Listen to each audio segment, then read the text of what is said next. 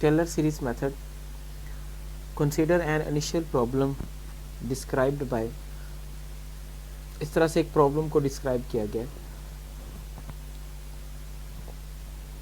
Here we assume that f of t and y is sufficiently differentiable with respect to x and y। Differentiable sufficiently का मतलब है कि जहाँ तक हम इसके इजीली डेरिवेटिव मालूम कर सकते हैं या जहाँ तक इसके डेरिवेटिव्स मालूम किए जा सकते हैं या जहाँ तक हमें इनके डेरिवेटिव की ज़रूरत होगी, कोई भी मतलब यहाँ पे लिया जा सकता है। सबसे जो बेहतरीन इसका मतलब समझें तो वो ये है कि जहाँ तक हमें उसकी ज़रूरत होगी सफिशेंटली। और if y of t is exact solution we can expand, अगर इसका y ऑफ t इसका एग्जैक्ट सोल्यूशन है, ये वाला अगर इस हमारे पूरे सिस्टम का सोल्यूशन है तो हम उसको y ऑफ t को हम इस तरह से एक्सपैंड कर सकते हैं। Taylor series theorem, Taylor series basically calculus के अंदर या रियल एनालिसिस के अंदर हम इसको डिस्कस करते हैं, पहले किया हुआ है कि टेलर सीरीज़ क्या होती है। तो उसमें y of t is equal to y of t naught, t minus t naught, y dash of t naught, और इसी तरह से आगे सो ऑन हम चलते गए। ये आम इसकी जो एक्सप्रेशन है टेलर सीरीज़ की वो है। और इसके बाद अगर हमारे पास जो फंक्शन है y डैश ऑफ t जिसको हमने एवेल्यूएट करना है, वो फंक्शन अगर इम्प्लिसिट फंक्शन है, यानी जिसके अंदर हम x और y को अलग अलग नहीं कर सकते और फिर हमें उसका डेरिवेटिव मालूम करना है, तो y डैश उसमें से ऐसे मालूम किया जाएगा y डबल डैश। तो ये जहाँ इसकी ज़रूरत होगी हम इसको प्रूव भी करेंगे और इसको यूज़ भी करेंगे। लेकिन यहाँ पे जितने भी हमारे क्वेश्चन आ रहे हैं वो सेपरेट हैं। आई मीन टू से उसमें ये कह लें कि एक्सप्लिसिट फंक्शन है जिसमें हमें x और y बिल्कुल सेपरेट नज़र आएंगे या सेपरेट हैं, तो उस सूरत में हमें इसकी ज़रूरत नहीं पड़ेगी इस फार्मूले की। तो जहाँ ज़रूरत पड़ेगी हम इसको फार्मूले को प्रूव भी करेंगे और इसको यूज़ भी करने का तरीका साथ ही सीख लेंगे। और बेसिकली ये हमारे पास जो फार्मूला है, आगे जाकर हमारे पास एक मेथड आता है जिसका नाम है आर के मेथड। आर के मेथड में ये फार्मूला बहुत इसकी मदद से हम वो फार्मूला सारा प्रूफ भी करेंगे, तो उसके साथ ही हम इसको फिर साथ में डिस्कस कर लेंगे। अभी एक एग्जांपल सॉल्व करते हैं जो कि टेलर सीरीज़ मेथड के साथ सॉल्व होनी है। यहाँ पे dy बाई डी टी और वो t is equal to t plus y, और इनिशियल कंडीशन इसमें इसका मतलब है कि जब t की वैल्यू जो है वो 1 होगी तो y की वैल्यू क्या होगी, उस वक़्त 0 आएगी। जब t की वैल्यू 1 तो y 0। और हमें इसको कहाँ तक लेके जाना है, हमें इसको लेके जाना है t की वैल्यू 1/2 तक हम इसको एवेल्यूएट करेंगे। और स्टार्टिंग t की वैल्यू जो है वो 1 है और कितने डिफरेंस के साथ चलेंगे हम, 0.01 के डिफरेंस के साथ हम आगे मूव करते रहेंगे। मैं छोटा सा टेबल यहाँ पे बना देता हूँ। तो यहाँ पे जो t है t, और यहाँ पे t not, t1, t2, t3 and so on, ये कुछ वैल्यूज यूज होगी। तो अब t नॉट जो है वो है हमारे पास 1, तो t1 कितना आएगा, h उसमें ऐड करेंगे 1.1, उसमें फिर h ऐड करेंगे तो 1.2, उसमें फिर h ऐड करेंगे तो 1/3। और हमें यहाँ पे सिर्फ 2 स्टेप ही आगे जाना है, क्योंकि उसने क्वेश्चन में कहा हुआ है कि आप इसको कहाँ तक मालूम करेंगे, t की वैल्यू 1/2 तक मालूम करेंगे, और t की वैल्यू 1/2 यहाँ तक हमारे पास ये कंप्लीट हो जाती है। तो चलते हैं इससे आगे। Let us compute the first few derivatives. अब हमें टेलर सीरीज़ के अंदर चूँकि कुछ डेरिवेटिव्स की ज़रूरत है, तो कौन कौन से डेरिवेटिव्स की ज़रूरत है इसमें,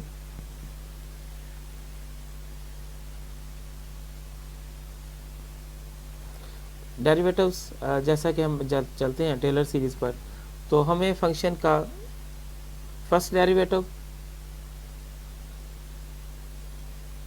y ऑफ t तो उसने खुद दिया हुआ है ना, y नॉट ऑफ t खुद दिया हुआ है। हमें उसका first derivative eight t not, second derivative eight t not, third derivative eight t not and fourth derivative and so on. अगर आगे भी ज़रूरत पड़ेगी हम उसको डेरिवेटिव उसके मालूम कर लेंगे। तो यहाँ पे ये हमारे पास y डैश हमें पहले से दिया गया, दिस वन। उसका जब फर्स्ट डेरिवेटिव करेंगे, y का डेरिवेटिव y डैश का derivative y double dash, t का डेरिवेटिव 1 और y का डेरिवेटिव y डैश। और फिर जब उसका डेरिवेटिव मालूम करेंगे तो हम देख रहे हैं कि उसमें 1 भी ज़ीरो, 1 का डेरिवेटिव भी ज़ीरो हो गया, तो वाई ट्रिपल डैश जो है वो वाई डबल डैश के इक्वल है। इसके ऊपर फिर से डेरिवेटिव अप्लाई करें तो हमें ये एक्सप्रेशन मिलेगी, यानी ये जो हमारे पास वाई थर्ड डेरिवेटिव है is equal to y dash, तो इसके ऊपर फिर अगर हम डेरिवेटिव अप्लाई करेंगे तो इस तरफ वाई फोर्थ डेरिवेटिव हो जाएगा और दूसरी तरफ वाई थर्ड डेरिवेटिव हो जाएगा। फिर डेरिवेटिव मालूम करेंगे तो वाई का पाँचवा डेरिवेटिव हो जाएगा और दूसरी तरफ वाई का फोर्थ डेरिवेटिव। तो ये चलते रहेंगे आगे 4 डेरिवेटिव तक या 5 डेरिवेटिव तक ही हमें इसकी ज़रूरत थी, वो हमने इसको अंदर से एवेल्यूएट कर लिए। अब यहाँ से चलते हैं कि हमारे पास जो टी नॉट है, T naught is equal to 1, तो फिर यहाँ पे Y naught is equal to है, Y naught is equal to Y of T naught, और जो कि 0 दिया गया है, इनिशियल कंडीशन दी गई है हमें यहाँ पे ये वाली, ये असल में है y of T naught is equal to 0 और टी नॉट की वैल्यू कितनी होगी यहाँ पे 1 है। तो फिर उसके बाद ये रहा हमारे पास वही टेलर सीरीज मेथड, और यहाँ पर इसके अंदर वाई डैश ऑफ 0 की वैल्यू मालूम की गई, y dash of 0, y dash of, पहले तो वाई डैश किसके इक्वल है, वाई डैश ये दिया गया, वाई डैश है हमारे पास टी प्लस वाई, तो टी वाई डैश ऑफ 0 इसका मतलब है कि t naught plus y of T naught, तो टी 0 या t y of T naught कह लें यहाँ भी, तो y dash of T naught is equal to, T naught की वैल्यू 1 है और y dash of T naught कितना है 0 है, स्टार्ट में दिया गया। यहाँ पे कुछ यानी समझने में मुश्किल हो रही होगी, तो y dash of T naught है बेसिकली ये वाला भी, तो y dash of T naught की वैल्यू कितनी आ गई हमारे पास 1, ये दी गई। इसी तरह से फिर वाई डबल डैश पे चलते हैं, वाई डबल डैश किसके इक्वल है, और वाई डबल डैश हमारे पास है वाई, ये रहा, इसी को मैं लिख लेता हूँ, y double dash at t naught is equal to 1 plus y dash of T naught. तो अब y double dash of T naught हमारे पास है 1 plus y dash of T naught किसके इक्वल आया, अभी इससे पहले हमने रिजल्ट निकाला था वो 1 के इक्वल है, तो 1 प्लस 1 कितना हो गया 2 हो गया। अब इसी तरह से वाई ट्रिपल डैश चूँकि किसके इक्वल है, वाई ट्रिपल डैश है वाई डबल डैश के इक्वल, तो वाई डबल डैश का आंसर कितना आया 2, तो लिहाजा ये भी 2 होगा। इस तरह से y fourth derivative y triple dash के इक्वल है और वो आंसर कितना है 2, तो लिहाजा ये भी 2 आएगा। हमारे पास तमाम वैल्यूज़ रेडी हैं फार्मूला में पुट करने के लिए, तो फार्मूला में स्टार्ट करते हैं इसका।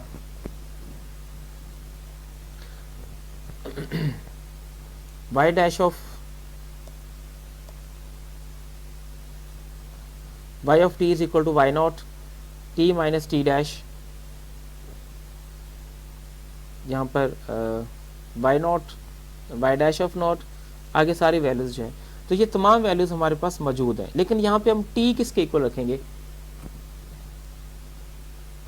अब टी की वैल्यू यहाँ पर एक स्टेप आगे चली गई है, बेसिकली यहाँ पे T1, यहाँ भी T1, ये भी T1 आना चाहिए था, और T1 कितना होगा, T1 है हमारे पास 1.1, क्योंकि टी नॉट कितना था वो था 0 के इक्वल। इससे ऊपर मैंने जो टेबल बनाया था उसमें ये वैल्यूज़ लिखी हैं,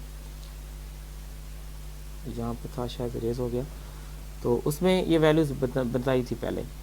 तो अब Ty1 हम बेसिकली मालूम करें, तो जहाँ पे T है वहाँ पे T1 आना चाहिए था, या दूसरे लफ्ज़ों में ये हमारे पास सिर्फ जो H है ना वो यहाँ पे H आना चाहिए था, और H कितना है यहाँ पर, H है हमारे पास इधर 0.1, तो जहाँ जहाँ भी हमारे पास वैल्यूज़ हैं वहाँ पे इधर हम 0.1 लगाएंगे, ये आ गया। दूसरा जो है वो 0.1 का स्क्वायर है ये वाला,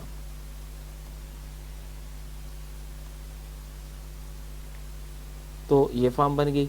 इसके बाद क्यूब है तो ये बन गया, इसके बाद पावर 4 है तो ये फॉर्म बन जाएगी, ठीक। इसी तरह से हम इसको आगे चलते जाएंगे और इसको सॉल्व करते जाएंगे। यहाँ पे शायद मिस्टेक है, 1 2 3 4, ये ज़्यादा ज़ीरो लग गए इसमें, ये कम ज़ीरो आने थे इसके अंदर, 3 आने थे, 4 लग गए, ये मिस्टेक है। और उसके बाद जस्ट हम इसको सिंप्लीफाई करेंगे और वैल्यूज़ मालूम कर लेंगे। इसमें डेरिवेटिव की वैल्यू पुट की गई है और t माइनस टी नॉट की वैल्यू पुट की। तो इस तरह से अब हमारे पास क्या फॉर्म बन गई है, जो y ऑफ 1.1, लेकिन हमें क्वेश्चन के अंदर उसने कहा, क्या कहा है क्वेश्चन ने, क्या t की वैल्यू 1/1.22 तक जानी है, तो हम 1.1 तक पहुंच चुके हैं। अब इसको बेस बना के हम अगली वैल्यू पे जाएंगे। अब हमारे पास y1 की वैल्यू जो है, y1 ये वैल्यू निकल चुकी, दिस वन, और अब t जो है हमारे पास ये y1 वैल्यू आई है एट t या t1 is equal to 1.1 and this values. अब इसी तरह से हम बाकी जो तमाम फंक्शन की वैल्यूज हैं, जिस तरह से हमने यहाँ पे ये वैल्यूज निकाली थी, ये वाली बिल्कुल सेम प्रोसेस यूज करते हुए, यानी इन इक्वेशंस को यूज करते हुए, ये जो इक्वेशंस थी y first derivative, y second derivative, third derivative, इनको यूज करते हुए हम वैल्यूज निकालेंगे। t की वैल्यू 1.1 यूज करते हुए हम ये तमाम वैल्यूज अब इसमें से एवेल्युएट करेंगे। ये वाली क्या चीज, वही y डैश किसके इक्वल, t प्लस y।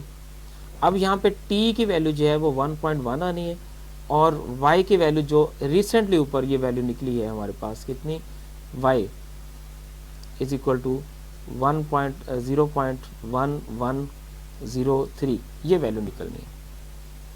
ये वैल्यू यूज होगी, यहाँ पे करके बताएगी, वो सारी इक्वेशंस लिखी हैं यहाँ पर और इन इक्वेशंस में वैल्यूज पुट की और हमारे पास ये वाले फॉर्म।